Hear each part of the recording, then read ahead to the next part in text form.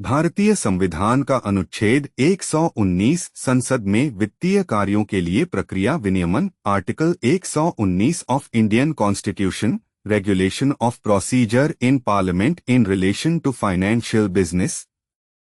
भारतीय संविधान का अनुच्छेद 119 संसद को वित्तीय कार्यों फाइनेंशियल बिजनेस को सुचारू रूप से चलाने के लिए प्रक्रिया और आचरण के नियमों को बनाने का अधिकार देता है। यह अनुच्छेद सरकार को बजट और वित्तीय मामलों से संबंधित अन्य प्रस्तावों पर चर्चा और अनुमोदन के लिए नियमों का एक ढांचा तैयार करने की अनुमति देता है। अनुच्छेद 119 का मूल पाठ।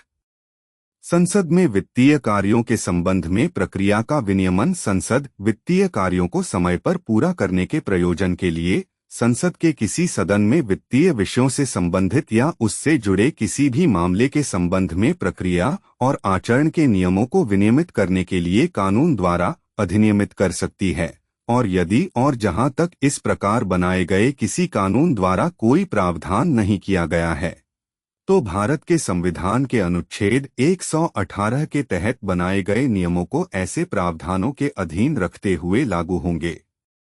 सरल शब्दों में अनुच्छेद 119 कहता है कि संसद कानून बनाकर यह निर्धारित कर सकती है कि वित्तीय मामलों जैसे बजट, कर, सरकारी खर्च पर सदन में कैसे चर्चा और मतदान होगा।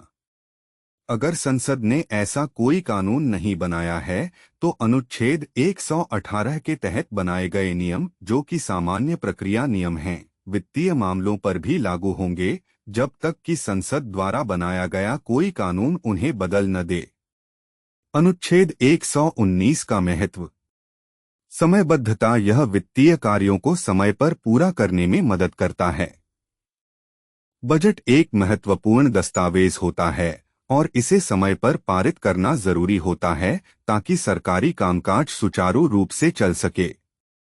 सुव्यवस्था प्रक्रिया नियम सुनिश्चित करते हैं कि वित्तीय मामलों पर चर्चा व्यवस्थित तरीके से हो, जिससे बेहतर निर्णय लेने में मदद मिलती है। लचीलापन। संसद को वित्तीय कार्यों के लिए विशेष नियमों को बनाने की शक्ति है, जो उसे विशिष्ट परिस्थितियों के अनुसार प्रक्रिया को अनुकूलित करने की अनुमति देता है। व्यावहारिक उदाहरण। मान लीजिए सरकार को एक महत्वपूर्ण कर विधेयक टैक्स बिल पारित करना है।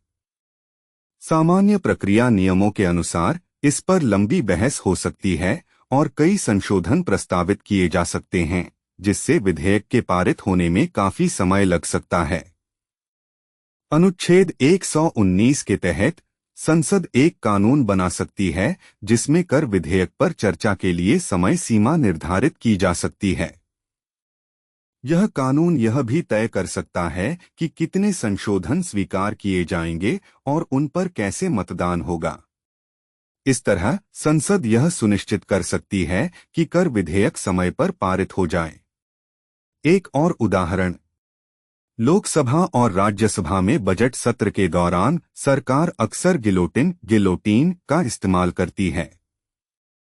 यह एक प्रक्रिया है जिसके तहत बिना किसी चर्चा के सभी गैर अनुमोदित अनुदान मांगों को एक निश्चित तिथि पर मतदान के लिए रखा जाता है।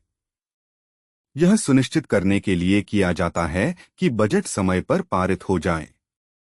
यह अनुच्छेद 119 के तहत बनाए गए नियमों के अनुरूप है। निष्कर्ष। अनुच्छेद 119 भारतीय संसद को वित्तीय कार्यों को कुशलतापूर्वक और समयबद्ध तरीके से पूरा करने के लिए आवश्यक उपकरण प्रदान करता है।